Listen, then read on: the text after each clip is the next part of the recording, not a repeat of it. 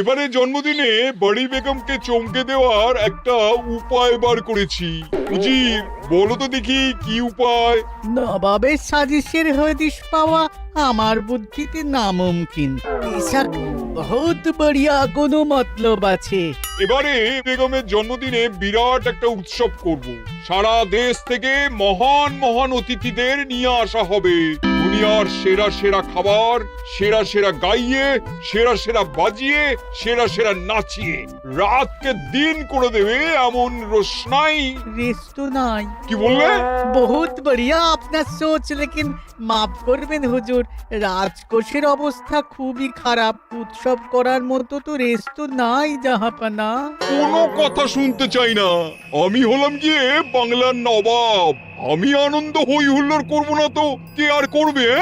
একদম ঠিক জাহাপানা, কিন্তু কর বসিয়ে টাকা তোলো।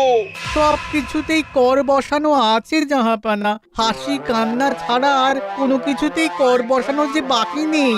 তার ওপরেই কর বসাও। হাসি কান্নার ওপর কর? না, শীতকাল আসছে, বসাও বসাও কর হাঁচির ওপর। হ্যাঁ, হাতির ওপর কর? বসাও। ওরকম মুখ করে আছো কেন? যদি না পারো তো বলে দাও, আমি অন্য উজির নিয়োগ করব। আমি আজই ঘোষণা করে দিচ্ছি, এবার থেকে হাতির ওপর কর দিতে হবে। হ্যাঁ, তো জানাব, এতে প্রজারা যদি ক্ষুব্ধ হয়? আরে বাবা, প্রজাদের কাজই তো মাঝে মাঝে ক্ষুব্ধ হওয়া।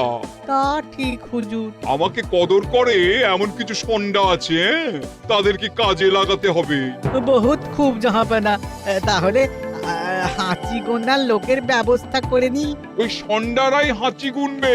ওদের স্বেচ্ছাসেবক হিসেবে নিয়োগ করো। বহুত খুব জাহাপানা। সব জায়গায় লোক পাঠাতে শুরু করো। তবে কৃষ্ণনগরে বেছে বেছে লোক পাঠাবে। আর মনে রেখো, ওখানে গোপাল আছে।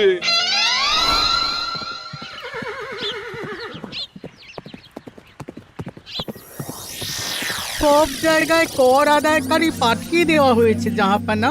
আপনার কথা মতো তাদের বলে দেওয়া হয়েছে যে আদায় হওয়া করের 10% তাদের বেতন হিসেবে দেওয়া হবে। সুতরাং কর আদায়ে কোনো ঢিলেমি হবে না। বহুত আচ্ছা, বহুত আচ্ছা।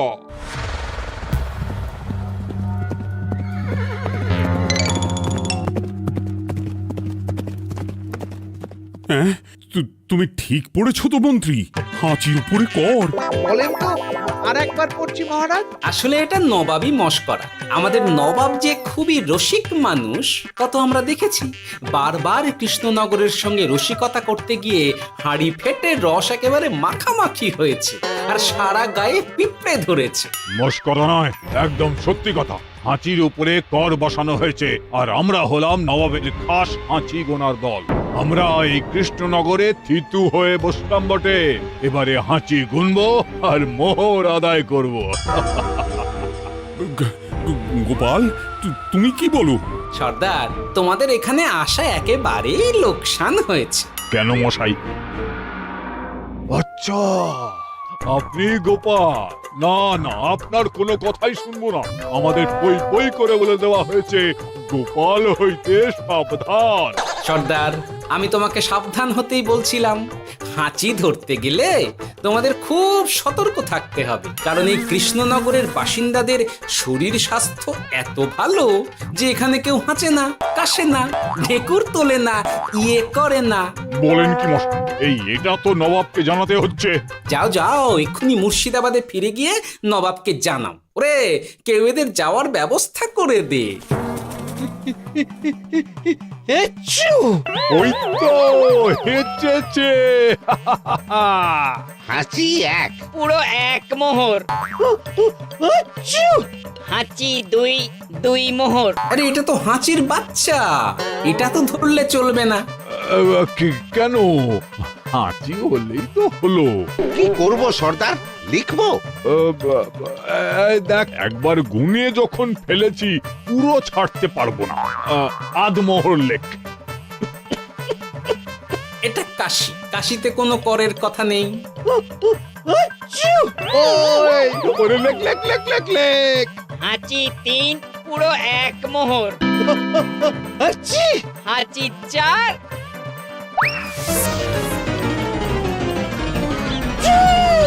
হাঁচি 5, লেখো। হাঁচি 6,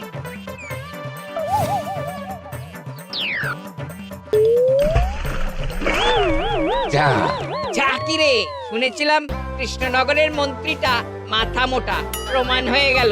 জল থেকে উঠবে যখন ঠান্ডা লেগে হাঁচি তো আরো বাড়বে। জলে বুড়ুবুড়ি উঠছে, বেটা জলের তলায় তলায় হাঁটছে। হাঁচি 7। এখনো তো ফিরলো না, বেলা গড়িয়ে দুপুর হয়ে গেল। ভাববেন না রাজামশাই, আমরা যারা যারা এখানে এসেছি সবাই ধড়িবাজ লোক। মন্ত্রীর হাঁচি নিংড়ে নিয়ে ফিরবে। ছি ছি ছি ছি ছি ছি ছি ছি ছি। কি হলো গোপাল? আমরা কৃষ্ণনগরের প্রবাদ প্রতিম আতিথেয়তার অসম্মান করেছি মহারাজ। কেন? কিভাবে? কখন? এখন মহারাজ, এখন এনারা সেই সুদূর মুর্শিদাবাদ থেকে এসেছেন, আর আমরা এতক্ষণ শুধু অন্য কথাই বলে চলেছি, এনাদের আপ্যায়নের ব্যবস্থা করিনি। তাই তো। মহারাজ, আপনি ব্যস্ত হবেন না। এই কে আছো? শোনো, এদের রাজ অতিথিশালাতে থাকার বিশেষ ব্যবস্থা করো। এদের খাবার যাবে মহারাজের পাকশাল থেকে। এদের সব সুবিধে অসুবিধে দেখার জন্য দাস দাসী নিযুক্ত থাকবে। চলো হে চলো। আরে দাঁড়াও সর্দার, হ্যাঁ বলুন। তোমাদের তো আবার গোপালের কথা শোনা বারণ। আমার ব্যবস্থায় বোধহয় তোমরা থাকবে না। বাদ দিন তো, আসলে ভয় ছিল আপনার বুদ্ধিকে, আর ভয় নেই। কেমন আগু পিছু বিচার না করেই বলে ফেললেন এখানে কেউ হাঁচে না। বুঝে গেছি, আসলে গোপাল হলো গল্প। চলো হে চলো, ও বড্ড খিদে পেয়েছে। প্রহরী, এই সর্দারের দলের বাকি লোকগুলো এলে এদেরকেও অতিথিশালায় নিয়ে যেও। হ্যাঁ, আচ্ছা। এ কি গোপাল, এই রক্তচোষাগুলোর জন্য তুমি রাজনিবাস আর রাজভোগের ব্যবস্থা করে দিলে? গোপাল কার পক্ষে মহারাজ? এতক্ষণ গোপালের সব কাজ তো কৃষ্ণনগরের বিপক্ষে গেল। বটেই তো, আমি মনে মনে গণনা করে দেখলাম গোপালের শুল যোগ শুরু হয়েছে। আগামী 1 যুগ ধরে গোপাল যেখানে থাকবে সেখানে রাহুর প্রকোপে দুঃখ দারিদ্র মহামারী একসঙ্গে এসে ধরা পড়বে। মহারাজ, গোপাল কখনো কৃষ্ণনগরের খারাপ ভাবেনি। সে যখন ওই রক্তচোষাদের রাজভোগে রাখার ব্যবস্থা করেছে, তখন বুঝতে হবে এর মধ্যে একটা ঘোরতর পেঁচ আছে। গোপালই তাহলে বলুক, কি পেঁচ? মহারাজ, মানুষ বিলাসের সুযোগ পেলে কাজ ভুলে বিলাসেই ডুবে থাকে। কত সম্রাট মহাসম্রাট বিলাসিতায় ডুবে কত সাম্রাজ্য মহাসাম্রাজ্য ভেঙে টুকরো করেছে। এরা তো নবাবের পাঠানো কিছু মূর্খ বালক মাত্র মহারাজ। এদের রাজভোগে ডুবিয়ে দিলে হাঁচির কথা কি এদের মনে থাকবে?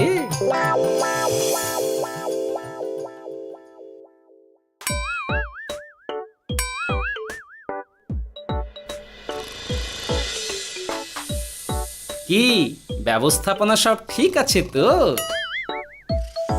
হ্যাঁ হ্যাঁ, খাসা ব্যবস্থা হয়েছে। আপনারা আমাদের অতিথি বলে কথা, আরাম করুন।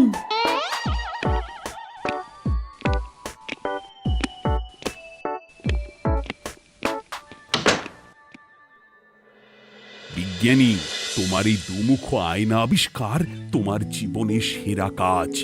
একদিক দিয়ে আয়না, অন্য দিক দিয়ে কাঁচ। কেউ জানতেই পারবে না যে তার উপর নজর রাখা হচ্ছে। অনবদ্য অনবদ্য। মহারাজের জয় হোক। কিন্তু মহারাজ, এই কৃতিত্বের মূল ভাগীদার আমাদের মন্ত্রী। তাই নাকি? হ্যাঁ মহারাজ, মন্ত্রীর দুমুখো কাজকর্ম দেখেই দুমুখ আয়নার কথা আমার মাথায় আসে। মুখ সামলে কথা বলো বিজ্ঞানী। ওরা শুনতে পাচ্ছে। যা চেঁচালেন 20 ইঞ্চির দেওয়াল ভেদ করে ওদিকে চলে যাবে কথা। এই কে যেন কাকে মুখ সামলে কথা বলতে বললো? ওই ওই বাইরে কেউ বলেছে। এই তোমরা সবাই শোনো, অতিথিদের যেন আদর যত্নের ত্রুটি না হয়।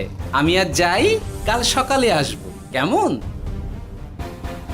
গোপালকে নিয়ে নবাব আর উজির যেমন ভয় দেখিয়ে দিয়েছিল, গোপাল কিন্তু সেরকম নয়। এই তোরা কি বলিস? না না না না না না, গোপাল একটু ওই হাবা গোবা আছে দাদা। দেখো দেখি কেমন বুক পেতে দিয়েছে, এবার ওদেরই বুকে বসে ওদেরই দাড়ি ওপরাবো। গোপালের জবাব নেই, ঠিক সামলে দিল। মহারাজ, এই প্যাঁচটা আমার মাথাতেই এসেছিল, কিন্তু ওই যে নাকে মাছি ঢুকে গিয়েই সব বরবাদ হয়ে গেল। মহারাজ, এই পরিকল্পনা যদি মন্ত্রীর মাথাতে আগে এসে থাকে, তাহলে এদের মন্ত্রী আমার চেয়ে ভালো করে সামলাতে পারবেন মহারাজ। বটেই তো, এই দায়িত্ব আমি নিলাম মহারাজ।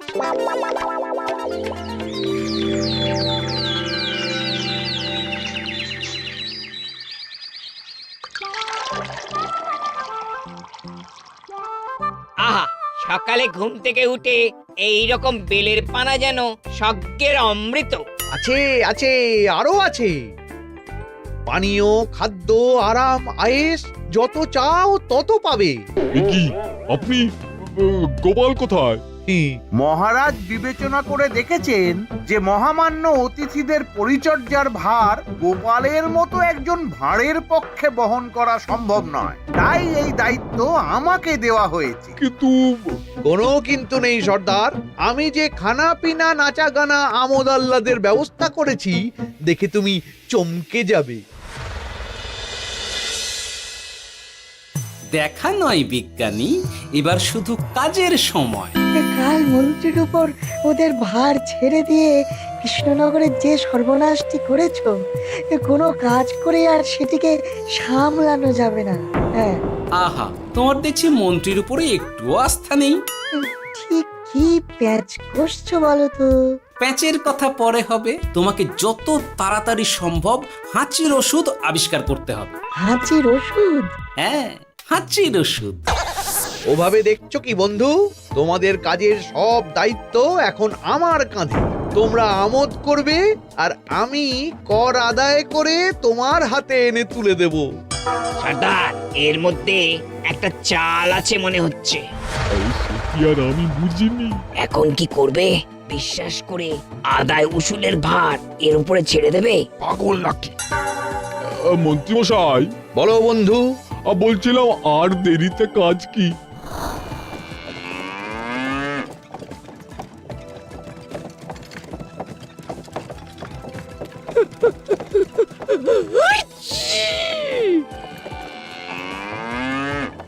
মন্ত্রী, লেখো হাঁচি এক।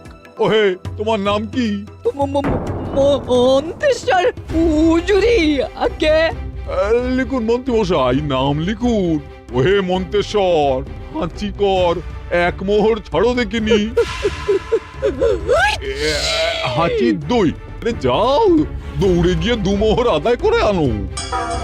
ওরে, তোরা সব কৃষ্ণনগরের কোণে কোণে ছড়িয়ে পড় দেখি, একটা হাঁচিও যেন বাদ না পড়ে। হ্যাঁ,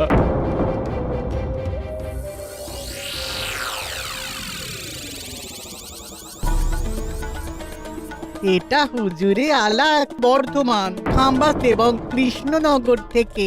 চমৎকার চমৎকার। তাহলে গোপাল কিছু করতে পারেনি, আমাদের যুব শক্তি কৃষ্ণনগরকে পুরো নিংড়ে নিয়ে আসছে। মহারাজ কৃষ্ণচন্দ্রের একটা আবেদন আছে জানাব। এই হাঁচি করের 30% যদি ওই রাজ্যকে দেওয়া যায়, তাহলে আদায় উসুল আরো ভালো হবে। ওরা বলেছে যে আপনি যদি 30% দেন, তাহলে কর আদায় একেবারে জান লড়িয়ে দেবে। মঞ্জুর মঞ্জুর। আর একটা আর্জি আছে হুজুর, কৃষ্ণচন্দ্র কদিন বাদে নবাবকে কৃষ্ণনগরে আমন্ত্রণ জানিয়েছে। কেন?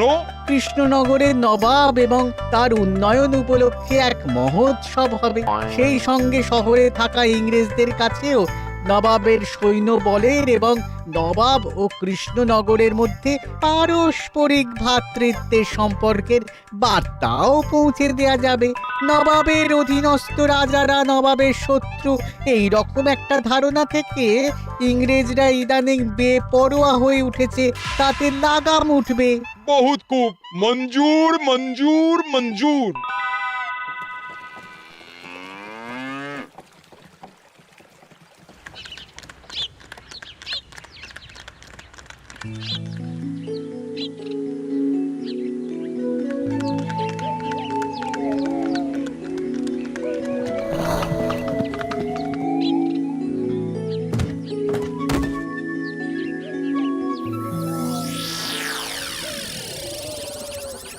কি ব্যাপার গোপাল?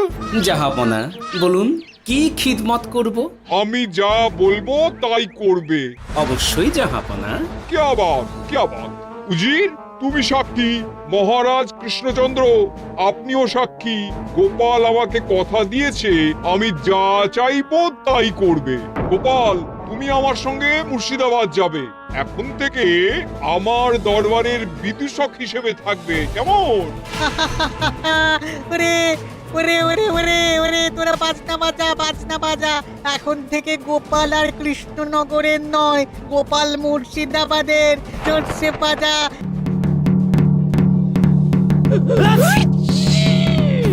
কি হলো? হুজুর, মনে হচ্ছে আপনার সৈন্যদল হাঁটছে। হ্যাঁ? হুজুর, হাঁচিগড়ের বন্যা সব সৈন্য 10-12টা করে হেঁচে ফেলেছে। মানে প্রচুর মোহর হয়ে গেছে আর বাড়ছে বাড়ছে। আমার হাঁচি গোনার দল একটা হাঁচিও বাদ দেবে না। মোহর রাখার জন্য নতুন পোশাকখানা বানাতে হবে হুজুর। সর্দার, আমাদের হাঁচিগুলো কি খুলবো? হ্যাঁ, নিশ্চয়ই। একটা হাঁচিও যেন বাদ না পড়ে।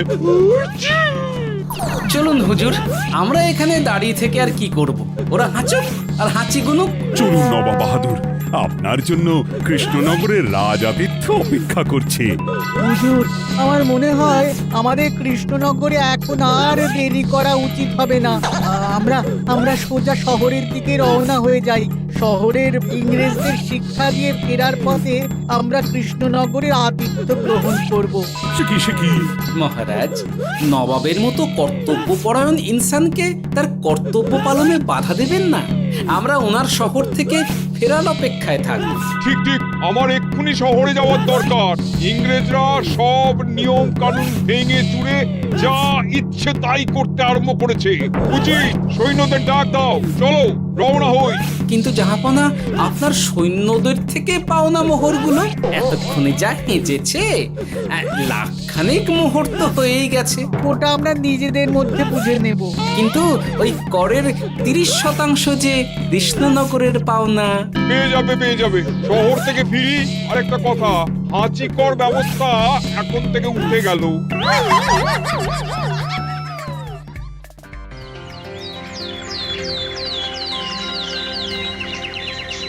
মহারাজ, কিভাবে গোপাল ভাঁড় মহাশয় নবাবের উন্মাদের মতো জারি করা ওই হাঁচিকর থেকে আমাদের সকলকে রক্ষা করেছেন তা আমরা সকলেই জানি। খাম্বাজের তরফ থেকে তাই গোপালকে সামান্য উপহার।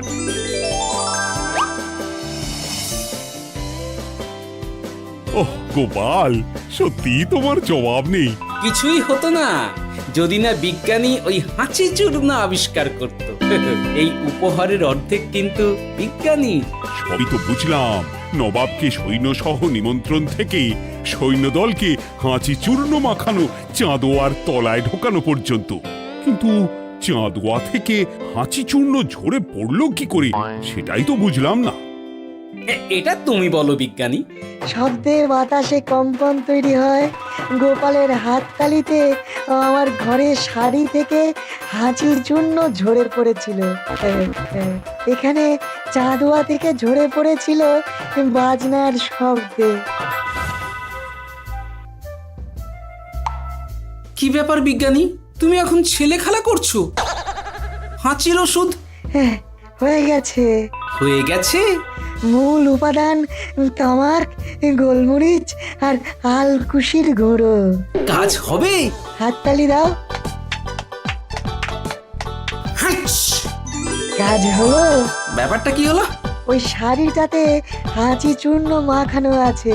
তোমার হাততালির শব্দের কম্পনে ঝরে ঝরে পড়েছে। একবার নাকের কাছে এলে পিঁপড়ের থেকে পিশাচ হাঁচতেই হবে, হাঁচতে হবেই হবে। নবাব যদি বাজনা বাজাতে না বলতো। আমাদের বাজনদাররা তৈরি ছিল মহারাজ। যাক, সবই ভালোই ভালোই মিটে গেল। যার শেষ ভালো তার সব ভালো। ব্যাস, এখন শুধু একটাই কাজ বাকি। নবাবের কাছ থেকে করের 30% বাবদ পাওনা মোহর মুর্শিদাবাদে গিয়ে নবাবের কাছ থেকে তুমি নিয়ে আসবে। আচ্ছা মহারাজ।